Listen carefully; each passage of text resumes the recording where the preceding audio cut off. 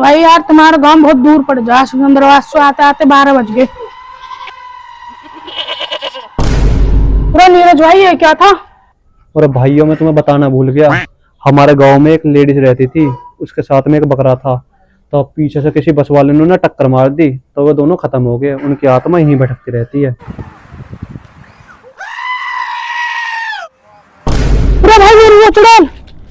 पूरा यार ये तो बहुत गुस्से में दिख रही है, इसका तो शायद बकरा भी नहीं है इसके साथ में। पूरा नीरज भाई अब इससे बचने के लिए क्या करा जाए? भाई अब इससे बचने के लिए बस एक ही उपाय है, जो इसका बकरी का बच्चा खुआ ना, उसका हमें रुपए देने पड़ेंगे। काहे देरी कर रहे हो? चलो चलो देते। ये लो अपने बकरे के पैसे, हमें बस बख्श दो।